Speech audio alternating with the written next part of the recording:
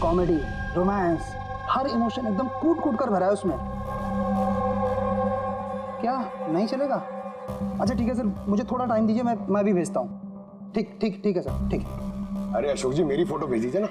Action, comedy, romance, सब में number 1 हूं मैं। देखो भाई, तुम हीरो तो बन नहीं सकते, एक कॉमेडियन का रोल है, करोगे? कॉमेडी? और हाँ, तुम्हारे चेहरे में मुझे एक कशिश दिखती है। एक आर्ट फिल्म के लिए मेरी बात चल रही है, तुम एक काम करो, एक ऑडिशन दे दो उसके लिए। अच्छा, क्या रोल क्या है? रोल एक पुलिस वाले का है। अरे ये तो मेरे बाएं हाथ का खेल है। पुलिस वाले का रोल करने का तो बड़ा एक्सपीरियंस है मुझे। एक्सपीरियंस है पुलिस वाले के रोल का? अरे रोज ही पुलिस वाले का रोल करते हैं। आप ये देखिए, ये सीआईडी असली है क्या? असली है, और जिस जेल में तुझे लेके जाएंगे ना, वो भी असली है। जेल? अब बजी दिमाग की घंटी। नहीं, कौन है ये? कौन है ये? हा? इसको एक्टर सप्लाई किए थे ना तूने, ऑफिस में काम करने की, एक्टिंग करने के लिए। भूल गया तू? सर, आपको जरूर कोई गलतफहमी हुई है। देख, सीआईडी के सामने एक्टिंग करेगा ना तो बहुत भारी पड़ेगा तुझे। यही 11 एक्टर भेजे थे ना तुमने टोनी के पास? हाँ, याद आया, भेजा था मैंने। लेकिन सर, काम करने की, एक्टिंग के लिए नहीं भेजे थे, बल्कि टोनी ने मुझसे ये कहा था कि वो एक शॉर्ट फिल्म बना रहा है और उसको कुछ स्ट्रगलिंग एक्टर चाहिए। जो एक्टर तूने भेजे थे ना, उसका इस्तेमाल करके उसने बहुत बड़े घपले किए हैं। सर, ये बात मुझे कैसे पता चलेगी? सर, पूरे 12 में से किसी भी एक्टर ने मुझे ये बात नहीं बताई सर। 12? सर, उसकी ऑफिस में तो 11 लोग थे, ये 12वां कहां से आ गया? अच्छा, वो जो एक्टर भेजे थे उनकी लिस्ट दिखाना जरा। जी सर।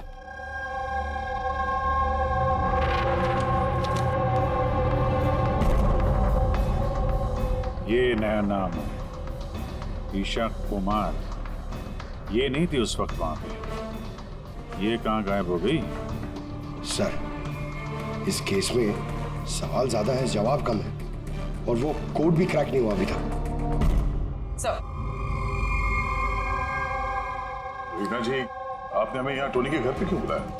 और वो उन कोड्स का हल निकाल पाई या नहीं? काफी टेढ़ा कोड है सर, बिना साइफर के हल निकाल पाना नामुमकिन है। साइफर? ये साइफर क्या होता है? साइफर कोई ऐसी किताब या डायरी होती है जिनके अंदर इन खुफिया कोड्स का राज छुपा होता है। फ्रेडी, जैसे अंडरवर्ल्ड की दुनिया में ये चीजों के नाम को कोड्स में इस्तेमाल करते हैं। जैसे गन है, उसे घोड़ा कहते हैं, और कौवा मतलब मोबाइल। तो ये सारे कोड्स एक साइफर में होते हैं। अगर ये साइफर मिल जाए तो सारे सवालों के जवाब मिल जाएंगे।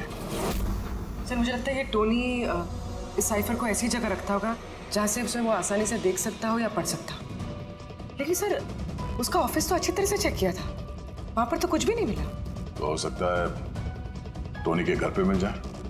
ये देखिए सर, बड़ा अजीब सा निशान है इस पेपर पर। शायद ये निशान इस कोड का कोई अहम हिस्सा है। तो इस निशान का राज यहीं कहीं होना चाहिए। घर का एक कोना चेक करते हैं।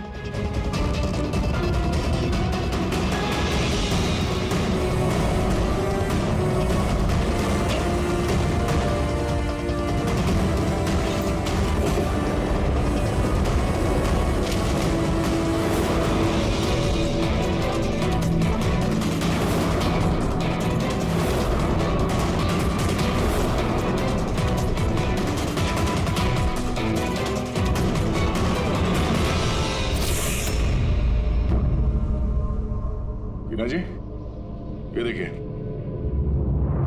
इस किताब में भी ठीक वैसा ही निशान है।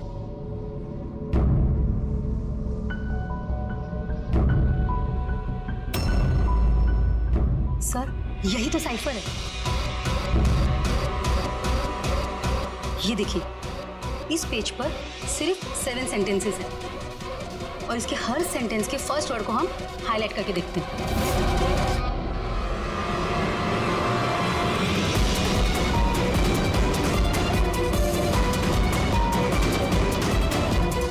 ये सीजर का क्या होता है? जूलियस सीजर का नाम तो सुना होगा ना? हाँ, लगता है उसके जमाने का कोई पुराना कोड है। तो यहाँ ये सीजर के आगे जी भी तो है। यही तो मालूम करना है कि कौन से सीजर साइफर का इस्तेमाल हुआ है। मान लो ए अगर जी है और बी अगर एच है तो A to Z कुछ इस तरह दिखेगा। ये देखिए।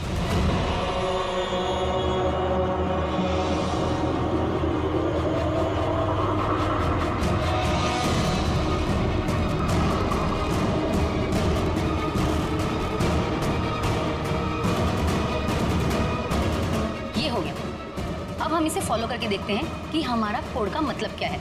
और हमारा पहला कोड है SUNGTQASGX-10। अब हम इसे मैच करके देखते हैं। SMUONHAN।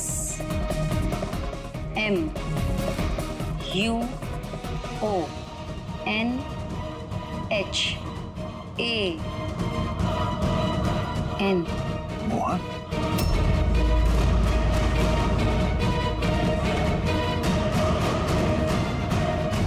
आपके पहले कोड का मतलब है मोहन कुमार 10। सर इस मोहन कुमार नाम का तो कोई आदमी है ही नहीं इस केस में। अगर है ना तो ढूंढना पड़ेगा। ये बाकी के सारे जो कोड हैं उनको भी डिकोड करते हैं। प्लीज कुणाल, तुम समझने की कोशिश करो। मैं पंकज से बहुत प्यार करती हूँ। प्लीज तुम मेरे और पंकज के बीच कभी मत आना। सच? तुम मुझसे इतना प्यार करती हो? Cut cut cut. कौन हो आप लोग? बीच में आगे पूरा शॉट खराब कर दिए। एक मिनट आप लोग शॉट बाद में लीजिएगा, हमें ईशा जी से कुछ बात करनी है। CID मुझसे? प्लीज चलिए आप लोग प्लीज। ये फोटोग्राफ देखिए। टोनी, इसे पहचान दिया आप? इसका खून हो गया। क्या? मगर कैसे? ज्यादा ओवर एक्टिंग करने की जरूरत नहीं है, कैमरा ऑफ है। तुम बताओ कैसे खून हुआ इसका? मैं कैसे बता सकती हूँ आपको इसका खून कैसे हुआ? जिस वक्त इसका खून हुआ सारे नकली एम्प्लॉय उसके ऑफिस में थे, सिवाय तुम्हारे। कहाँ थी तुम? नकली एम्प्लॉय? कौन से नकली एम्प्लॉय? सर ये आप लोग क्या बात कर रहे हैं? मुझे तो कुछ समझ में नहीं आ रहा। स्टोरी ने तुम लोगों को हायर किया था ना उसके ऑफिस में क्लर्क की एक्टिंग करने के लिए। उसने तो मुझे अपनी मंगेतर का रोल प्ले करने के लिए पैसे दिए थे, वो भी बस एक दिन के लिए। मंगेतर का? हाँ सर, उसके माँ बाबू जी आए थे उससे मिलने और वो उन्हें दिखाना चाहता था कि वो शादी करने वाला है और वो अपनी जिंदगी में बहुत खुश है। उसने तुमको तो बताया होगा ना अपने माँ बाप के बारे में, सारी इन्फॉर्मेशन दी होगी। जी हाँ, बहुत कुछ बताया था ताकि कुछ गड़बड़ ना हो जाए और मुझे याद रहे कब कौन से डायलॉग बोलने हैं। उसके माँ बाप के बारे में जितनी भी इंफॉर्मेशन है तुम्हारे पास, एक एक चीज सब हमें बताओ।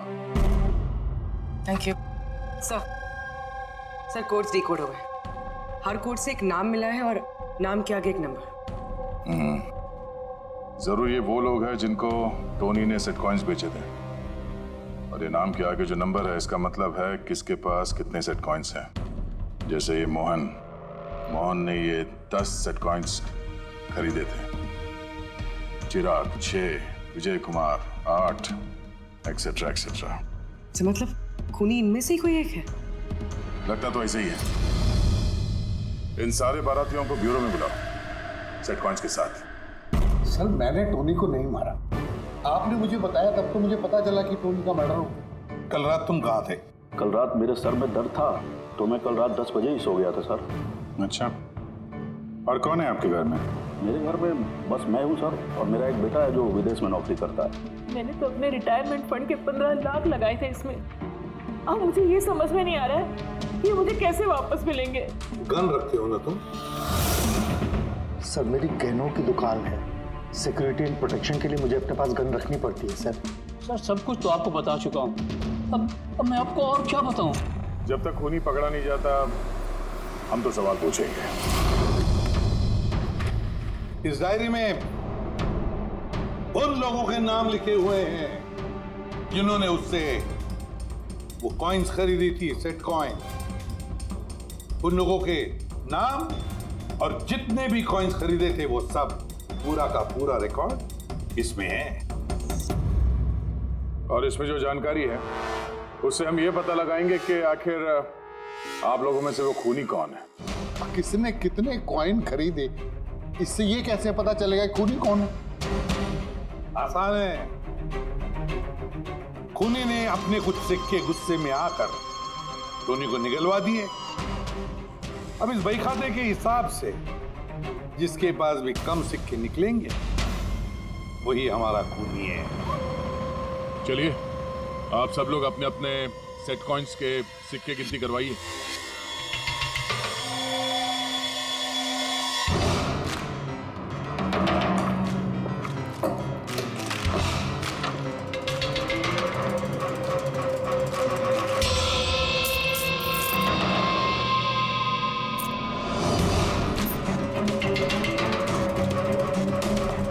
सर, सारे के सारे कॉइन्स हैं, एक भी कम नहीं। कोई भी कम नहीं? ये कैसे हो सकता है? अब तो यकीन हो गया ना आप लोग को कि हम निर्दोष हैं। अब ये क्या कहानी है सर? अगर ये सारे निर्दोष हैं तो फिर गुनहगार कौन है? ये तो अब टोनी के माता पिता ही बताएंगे। नहीं, ये नहीं हो सकता। हमारा बेटा नहीं मर सकता सर। आपको जरूर कोई गलतफहमी हुई है। हमारा बेटा तो अपने ईमान का इतना पक्का था कि वो किसी का 1 रुपया भी ना ले, और आप कह रहे हो उसने लोगों को ठगा है। मैं जानता हूं ये किसी भी माँ बाप के लिए सुनना आसान नहीं है, पर क्या टोनी की किसी के साथ कोई दुश्मनी थी? हाल फिलहाल में कोई लड़ाई झगड़ा हुआ हो? कैसा झगड़ा सर? वो तो इतना बिजी रहता था कि उसे हमसे मिलने का भी समय नहीं होता था। 3-3, 4-4 महीने बाद घर आता था वो। मिलने नहीं आता था? मतलब कि उसने कई जगह पर अपने ऑफिस खोल रखी थी। कहाँ और कहाँ पे ऑफिस था इसका? दिल्ली, पुणे। जिस शहर में ये टोनी रहा है कुछ ना कुछ घपला तो जरूर किया होगा उसने। कुंडली निकालो इसके पिछली जिंदगी की। सर, हाँ सर, दिल्ली और पुणे के police officers video conference call पे। गुड।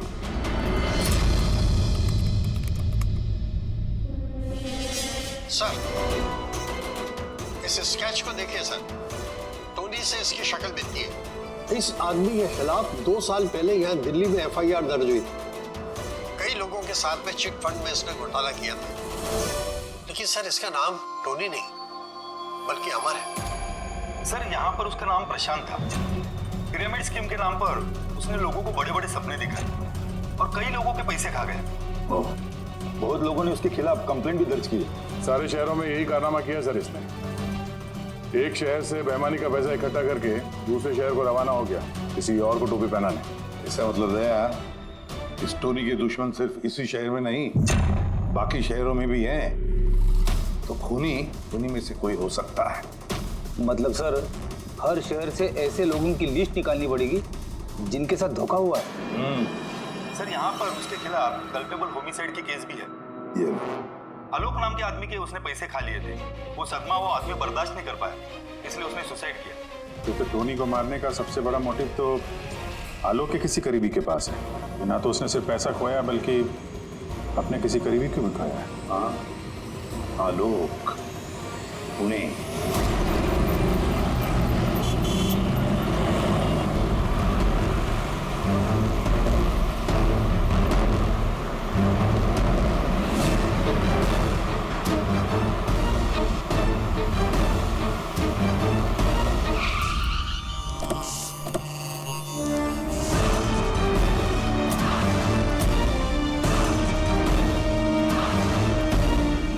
लगता है आलोक की बीवी सरिता घर पे नहीं है सर।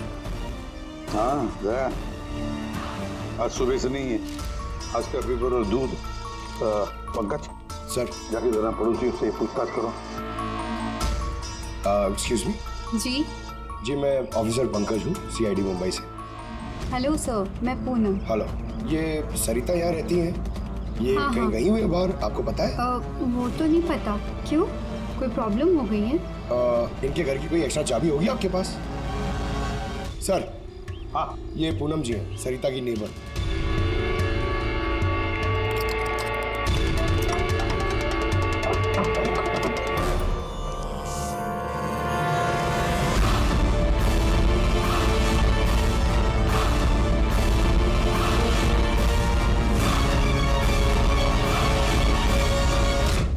जिस तरह से घर के अंदर ये सामान बिखरा पड़ा है, ऐसा लगता है कि कल रात यहाँ पे कुछ हुआ था।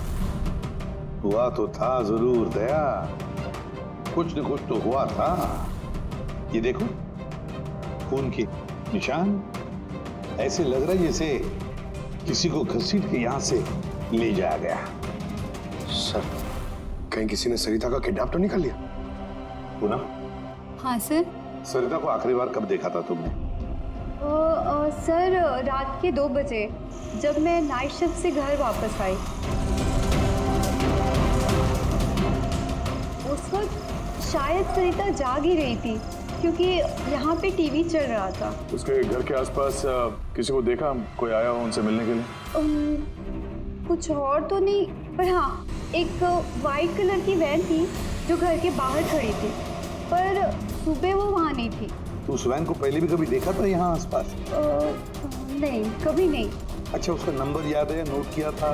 नंबर तो नहीं नोट किया, मैंने ध्यान नहीं दिया। अच्छा, तुमने कुछ शोर शराबा या झगड़ा वगैरह सुना उस वक्त? हाँ, आवाजें तो आ रही थी जोर जोर से, पर मुझे लगा कि शायद सरिता जाग रही है, टीवी देख रही है, तो मैंने उतना ध्यान नहीं दिया। अच्छा पूनम, ये जो तुमने लड़ाई झगड़े की आवाजें सुनी, कितने बजे थे? यही करीब 3 बज रहे होंगे। 3 बजे? तो सरिता का किडनैपिंग 3 बजे हुआ था। तो डेफिनेटली ये सरिता का किडनैपिंग और टोनी का मर्डर, इन दोनों का आपस में कोई ना कोई कनेक्शन है सर। 100% दया, कनेक्शन 100% है, पर इससे पहले कि सरिता को कुछ हो जाए उसे हमें बचाना होगा। और पंकज सर, ये व्हाइट वैन, सफेद वैन जो पूनम ने अभी अभी बताया, उस वैन की पूरी इंफॉर्मेशन चाहिए हमें, पूरी की पूरी इंफॉर्मेशन।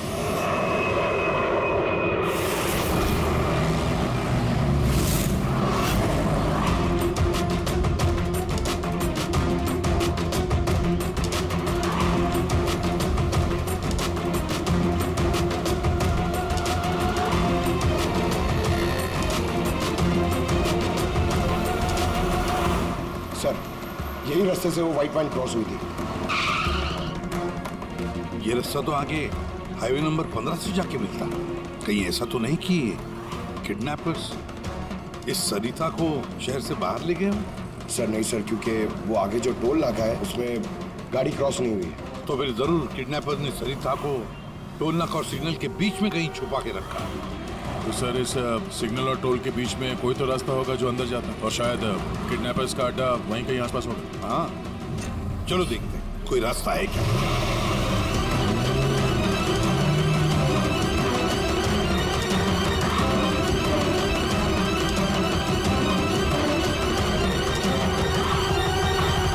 सर, ये एक रास्ता है जो अंदर जाता है। चलो चलो देखते हैं।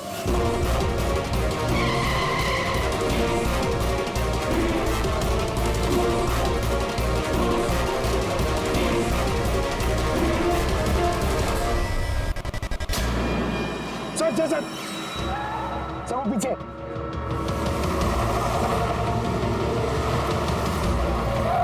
ये देखिए सर।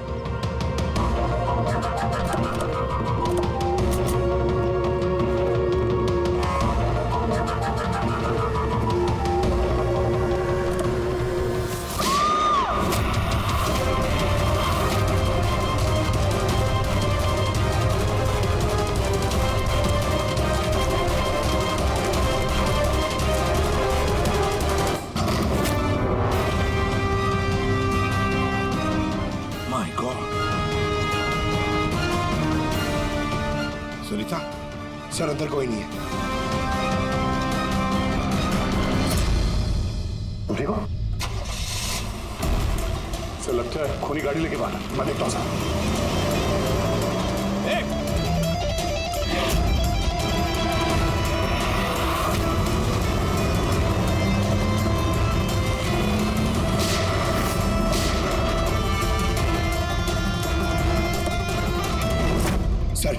एम्बुलेंस आ रही है। सरिता, ये बताओ किसने किया ये सब? उसने मेरी आंखों में पट्टी बांध रखी थी, इसलिए उसका चेहरा भी नहीं देख पाई मैं। नहीं सर, निकल गया, गाड़ी का टायर पंचर करके गया वो। सरिता बताओ क्यों किया होगा ये सब उसने? सर उसको मेरे पति आलोक का फाइनेंशियल रिकॉर्ड चाहिए था, पता नहीं क्यों। पर तुम्हारे पति आलोक अब इस दुनिया में नहीं रहे ना? हाँ सर, उन्होंने आत्महत्या कर ली थी क्योंकि किसी फ्रॉड ने उन्हें धोखे से लाखों रुपए लूट लिए। पर वो पैसे भी उनके नहीं थे सर, उन्होंने किसी से कर्जा लिया था, पर कर्जा ना चुकाने के वजह से उन्होंने सुसाइड कर ली सर। अब ये क्या चक्कर है सर? ये किडनैपर को आलोक के फाइनेंशियल रिकॉर्ड्स में इतनी दिलचस्पी क्यों होने लगी? पंकज, यार इस किडनैपर को दिलचस्पी इसलिए कि मुझे तो लगता है कि ये किडनैपर, ये खूनी भी वही है जिसने आलोक को पैसे दिए थे। अब जैसे उसे पता चला कि आलोक इस दुनिया में नहीं रहा तो प्रॉब्लम आया, पैसे वसूल किससे करे। उसे पता चला कि आलोक का सारा पैसा टोनी के पास है तो उसने टोनी को खत्म कर दिया और फिर खुद पर इल्जाम ना आए सारे सबूत मिटाने के लिए उसने सरिता को फोन किया और उसे पूछा कि आलोक का सारा फाइनेंशियल रिकॉर्ड कहां पर है। कौन हो सकता है ये? सरिता सर, एक काम कर सकती हो? हाँ सर। आलोक की फाइनेंशियल रिकॉर्ड्स हमें दे सकती हो?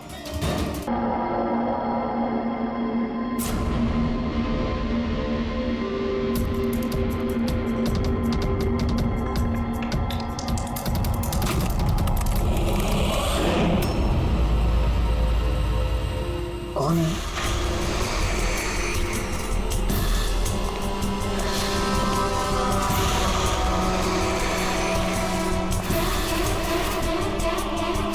कोई है?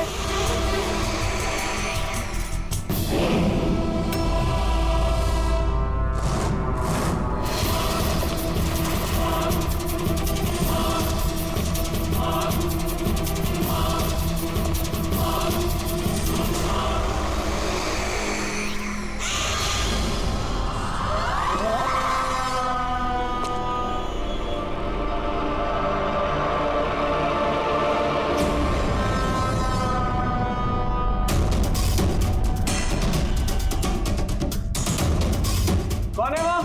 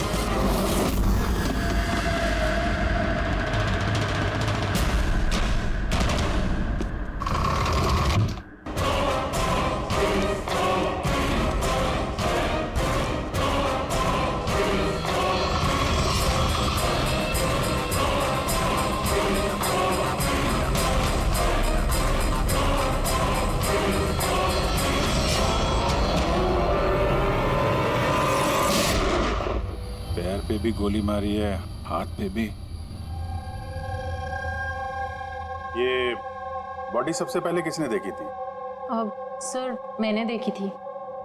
आज सुबह जब 9 बजे मैंने ऑफिस खोला तो देखा टोनी सर की लाश पड़ी है, तभी मैंने आपको फोन किया। आप? सर मैं रीटा, टोनी सर की सेक्रेटरी। ये टोनी इस कंपनी के अकेले मालिक थे या आप कोई और भी पार्टनर था? नहीं सर, अकेले ही मालिक थे टोनी सर। तो इनके बाद नेक्स्ट सीनियर ऑफिसर कौन है कंपनी का? Sir Rohit sir. रोहित? जी सर। मैं ही इस कंपनी का CEO हूँ। किस चीज़ की कंपनी है ये? सर हम स्टॉक्स और सिक्योरिटीज में डील करते हैं। सर उनकी बेल्ट और जूते देखिए सर, इतनी बड़ी कंपनी के CEO ये पहन के आएंगे ऑफिस? तो रोहित जी क्या चल रहा है आजकल शेयर का भाव? सर वो एक्चुअली सर आज मेरी नींद जरा देर से खुली तो मैं अखबार या इंटरनेट पर चेक नहीं कर पाया। अच्छा, तो आपकी कंपनी का कौन सा अच्छा स्टॉक है जो बढ़िया परफॉर्म कर रहा हो, इसके बारे में कुछ बताइए। क्या नाम है उसका? सर वो याद नहीं आ रहा सर। तो आप लोग बताइए स्टॉक के बारे में, एक भी स्टॉक का नाम बताइए आप लोग।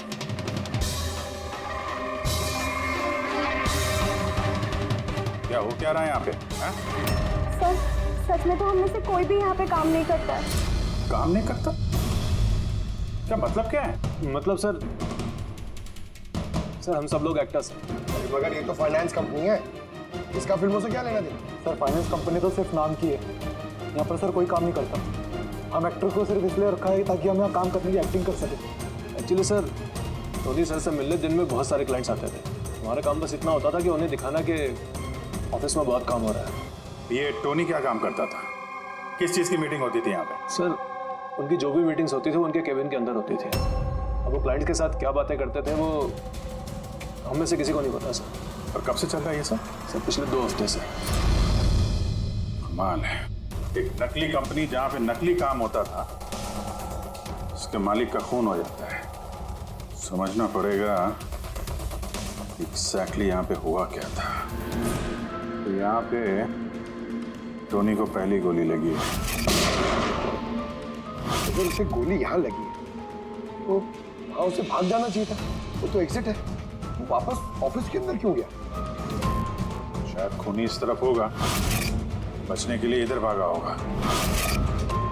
ये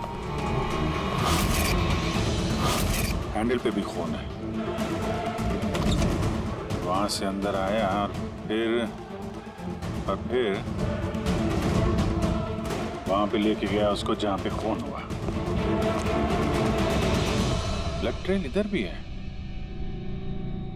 सर ये यहाँ देखिए, इतना सारा खून। लगता है यहाँ पे छुप के बैठा होगा बचने के लिए। खूनी आया, उसके बाद उसको वहां ले गया जहां पे उसकी मौत हो गई। सर वो पानी का बॉटल सर, पानी लग रहा है सर। है तो पानी, बॉटल में खून। बॉटल हाथ में थी या उससे मारा?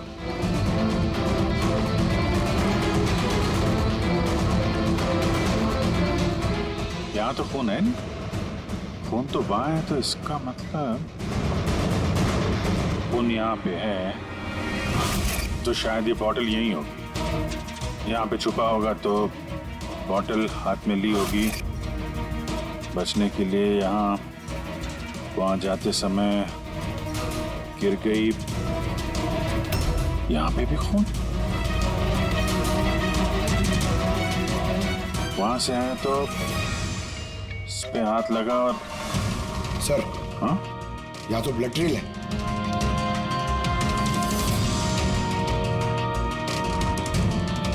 यहाँ पे क्या कर रहा था?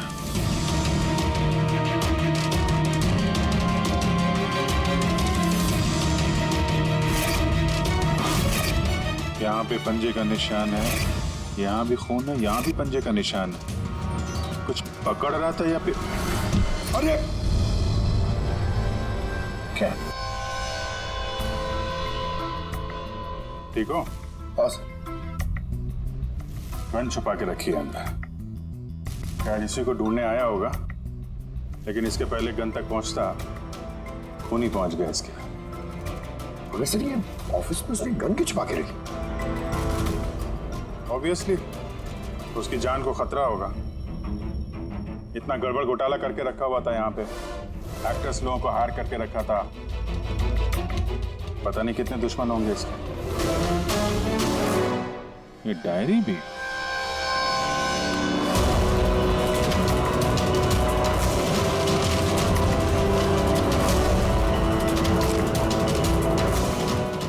कोड जैसे लग रहा है ना सर।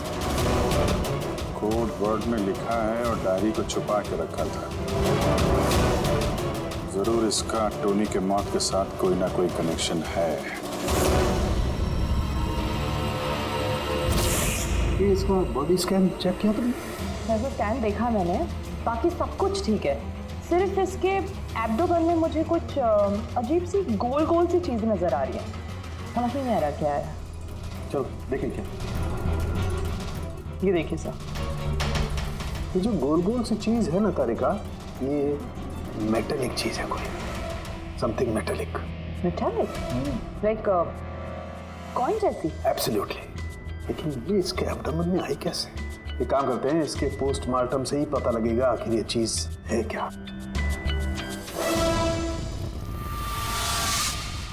यार सालुंखे, टोनी के पेट में से ये 5 सिक्के निकले?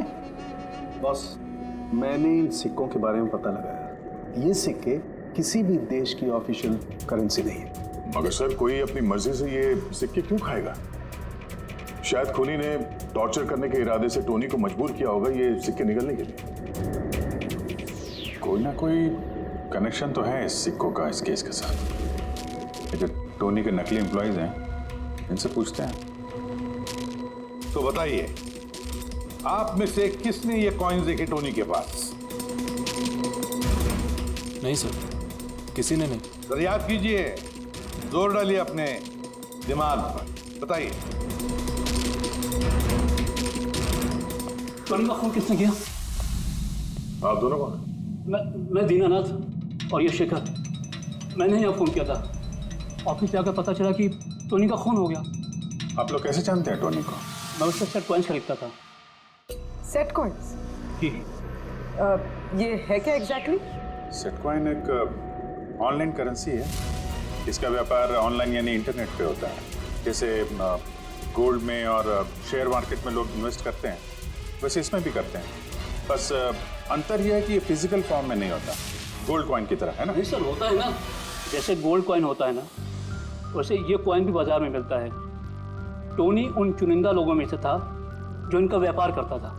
एक मिनट दीनानाथ जी, क्या ऐसी कॉइन्स आपने खरीदी थी टोनी से? हाँ सर, मैंने ऐसे ही 10 कॉइन्स खरीदे थे और एक कॉइन की कीमत 3 लाख रुपए थी। ये देखिए। माय गॉड, ये तो ठीक वैसे ही है सर। सर, आप लोगों को तो अंदाजा भी नहीं होगा कि ये कॉइन्स खरीद के कितने लोग करोड़पति बन चुके हैं। इनकी कीमत भी दुगनी हो चुकी है। मैं तो और भी खरीदना चाहता था, शेखर को बुलाया था ताकि ये भी इन्वेस्ट करे। दीनानाथ जी, आपके साथ धोखा हुआ है। जी हाँ, ये जो सेट कॉइन्स है ना, ये इंटरनेट करेंसी, ये सोने के सिक्कों की तरह बाजार में नहीं मिलती। आपके साथ झूठ बोला टोनी ने। ये सारे पैसे डूब गए, इन कॉइन्स की कोई कीमत नहीं रही। दीनानाथ जी, इस टोनी की जैसे 420 दुनिया में बहुत है जो खुद के फायदे के लिए आप जैसे लोगों को फंसाते हैं। काश अपने पैसे इन्वेस्ट करने से पहले आपने थोड़ी जांच पड़ताल की होती। अच्छा हुआ मैंने पैसे इन्वेस्ट किए, वरना मैं भी लूट जाता। बेटी की शादी कैसे होगी? मैंने अपनी सारी जमा पूंजी इसमें लगा दी, अपने प्रोविडेंट फंड्स के पैसे भी। सर, लगता है टोनी ने जानबूझ के थोड़े ज़्यादा उम्र वालों को ही अपना निशाना बनाया है। हमें टेक्नोलॉजी और इंटरनेट के बारे में ज़्यादा जानकारी होती नहीं है। हाँ सर। सर, कहीं ऐसा तो नहीं कि जिन जिन लोगों को टोनी ने धोखा दिया है उनमें से किसी ने टोनी का खून कर दिया? हो सकता है दया, बिल्कुल हो सकता है। टोनी के इस खूनी तक पहुंचने के लिए हमें पहले ये पता लगाना चाहिए कि टोनी ने कितने सारे लोगों को ये सेट कॉइन्स को लेकर फंसाया है। और फिर ये भी जानना बहुत जरूरी है कि टोनी के पेट में ये सेट कॉइन्स गए कैसे। सर मैंने इस टोनी का पूरा इतिहास चेक किया। उसके पास कई नकली आईडी कार्ड्स थे, उस पर अलग अलग एड्रेसेस, अलग अलग फ़ोन नंबर्स। सर हमें तो ये भी नहीं पता है कि टोनी उसका असली नाम है भी या नहीं। फिलहाल तो हमें ये भी नहीं पता सर कि ये सारे जुर्म उसने अकेले किए हैं या कोई पार्टनर भी है उसका। यानी जो कोड क्रैक हो जाए ना, वो कोड जो टोनी के ऑफिस वाले डायरी में मिला था, बहुत सारे सवालों का जवाब मिल जाएगा। सर एक कोड क्रैक करने वाले एक्सपर्ट को हमने कांटेक्ट किया है, शायद बहुत जल्दी इसका हल निकाल लेगी वहाँ। और ये जो टोनी का सारा ऑफिस स्टाफ आया था, ये जो एक्टर्स उसके ऑफिस में काम करते, उनको कैसे पता चला इस टोनी के बारे में? सर एक अशोक नाम का कास्टिंग डायरेक्टर है, उसी ने ये सारे एक्टर्स भेजे थे टोनी के ऑफिस में। बस तो मिल लो इस अशोक से, मिल लो। माय गॉड, यार ये मुजरिम जो भी कोई है हमसे पहले यहाँ पहुंच गया और देखो लगता है सारे सबूत जलाकर राख करने की कोशिश की है उसने। बस सर उस कंप्यूटर के साथ कुछ करना दिया हो जिसमें आलोक के फाइनेंशियल रिकॉर्ड्स हैं। तो फिर देखो जरा कोई कंप्यूटर या लैपटॉप वगैरह मिलता है क्या? सर हाँ, लैपटॉप मिल गया। वंडरफुल। सर आलोक फाइनेंशियल फाइल। गुड। अब इसकी फाइल ओपन करने की कोशिश करो, जरूर उसमें उसके कर्जदारों की लिस्ट मिलेगी हमें। खुल गया सर। इससे तो कई सारे लोगों से कर्जा लिया है सर, और सबसे ज्यादा कर्जा दिया है इस शेखर ने। शेखर? कहीं वही शेखर तो नहीं जो दीनानाथ के साथ हमसे मिलने आया था? मैं दीनानाथ, ये शेखर। हाँ सर वही है। तो दया, इस शेखर का पिंजरे में जाने का वक्त आ गया। वो सफेद वैन तो मिल गई सर, पर शेखर का अभी तक कुछ पता नहीं चल पाया। सर शेखर भले ही खून करके भाग गया हो, लेकिन ज्यादा दूर नहीं जा पाएगा। फिर भी कुछ ना कुछ तो गड़बड़ जरूर है इस केस में, पता नहीं क्यों, लेकिन सही नहीं लग रहा है मुझे। क्या हुआ सर, आपको कुछ और लग रहा है क्या? अब जिस तरह सोचो, ये सरिता का किडनैप होना, उसके बाद में हमें बड़े आसानी से वो सफेद वैन मिलना लावारिस पड़ी हुई, उसके बाद में आलोक की फाइनेंशियल रिकॉर्ड जिसमें शेखर का भी नाम है, वो भी बड़े आसानी से मिले हमें। हाँ सर, वो फाइनेंशियल रिकॉर्ड लैपटॉप के डेस्कटॉप पे था। यही तो मैं कह रहा हूँ दया, गड़बड़ है। हालांकि ये ऐसे फाइनेंशियल रिकॉर्ड्स अलग से फोल्डर में होने चाहिए, पासवर्ड प्रोटेक्टेड होने चाहिए ना। सर लेकिन अगर हमें वो सुराग मिल रहे तो ये तो अच्छी बात है ना। नहीं पंकज, हमें सुराग मिल नहीं रहे हैं, सुराग हमें दिए जा रहे हैं एक के बाद एक। इसीलिए तो मैं कह रहा हूँ ना, गड़बड़ है, कुछ ना कुछ तो गड़बड़ जरूर है। हमें गुमराह करने की कोशिश हो रही है। टोनी के बारे में आपको जो कुछ भी याद है जरा डिटेल में बताइए। बात करने में, लोगों को बड़े से बड़े सपने दिखाने में बहुत अच्छा था ये टोनी। ऐसे किसी से घुल मिल जाता था केवल 2 मिनट में, कि जैसे आपको लगे कि दुनिया में उससे अच्छा आपका कोई दोस्त है ही। और हाँ सर, आलीशान पार्टीज वगैरह रखी थी उसने अपने इन्वेस्टर्स के लिए। उन पार्टीज की तस्वीरें हैं आपके पास? सर पूर्वी ने ये फोटो भेजी है, सस्पेक्ट के घर से मिली है। अच्छा, तो ये है वो इस पूरे खेल के पीछे। मतलब शेखर भी इसी के कब्जे में होगा सर। इसका फोन ट्रैक करो, शेखर की जान को खतरा है, शेखर को बचाना होगा।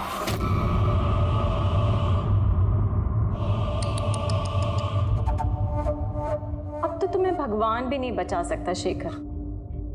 सीआईडी को सारे सबूत तुम्हारे खिलाफ मिले हैं। अब तो ये ट्रिगर दबाकर तुझे बस मार डालूंगी और उन सबको लगेगा कि तू देश छोड़ के भाग गया। नहीं, ऐसा मत करो प्लीज, मत मारो मुझे। मैं वाकई देश छोड़ के चले जाऊंगा। आपके बारे में मैं किसी को नहीं बताऊंगा। I promise.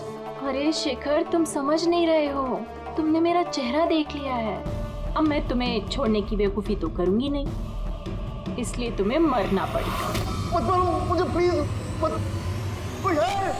प्लीज बचाओ मुझे, बचाओ मुझे, कोई है? मुझे मार के रखाइए। बचाओ।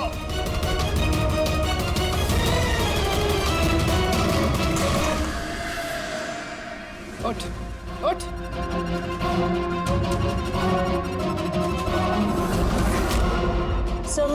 रीटा, टोनी सर की सेक्रेटरी। तुम्हारा चेहरा तो हमने भी देख लिया था मिस रीटा। मैंने तो कोई सबूत, कोई गवाह कुछ नहीं छोड़ा था। तो आपको कैसे पता चला? इस फोटो के जरिए। तुमने हमसे कहा था कि तुम टोनी को पिछले 2 हफ्ते से जानती हो, तो फिर 2 साल पुराने इस फोटो में तुम क्या कर रही हो? ये बहुत कुछ कहेंगे। अब बताओ, तुमने अपने बॉस टोनी को क्यों मारा? टोनी मेरा बॉस नहीं था, मैं टोनी की बॉस थी। लेकिन तुम तो उसकी सेक्रेटरी बन के घूम रही थी, वो क्या था? वो सिर्फ और सिर्फ एक नाटक था, दुनिया को दिखाने के लिए। असल में सारा दिमाग मेरा था इसमें। टोनी को तो मैंने सिर्फ आगे रखा था ताकि कभी कानून हम तक पहुंचे तो टोनी पकड़ा जाए। तो फिर टोनी का फोन करके अपने पैर पे कुल्हाड़ी क्यों मार ली? क्योंकि जब चींटी के पर निकल आते हैं तो उसके पंख काटने पड़ते हैं, और टोनी बहुत ही ज्यादा हवा में उड़ने लगा था, बहुत ही लापरवाह और ओवर कॉन्फिडेंट हो गया था। उसने दीनानाथ के साथ सेल्फी खींच के सोशल मीडिया पे डाल दी वो फोटो। तो तुम्हें डर लगा कि अगर वो फोटो सोशल मीडिया में चला गया तो जिन जिन शहरों में उसने 420 की है वहां कोई ना कोई उसे पहचान लेगा। हाँ। और उसके पेट में जो सिक्के थे वो सिक्के मैंने ही उसे निकलवाए थे ताकि आप लोगों को लगे कि खून किसी ऐसे आदमी ने किया है जिसके साथ टोनी ने बेईमानी की है। और इसलिए तुमने सारे सबूत शेखर के खिलाफ कर दिए ताकि हम उसे अपराधी समझें। न जाने कितनी जिंदगियों के साथ खेला है तुमने। देश भर में न सिर्फ लोगों के पैसे चुराए बल्कि उनकी खुशियां, सपने सब छीन लिए। कड़ी से कड़ी सजा मिलेगी तुम्हें इस जुर्म के लिए।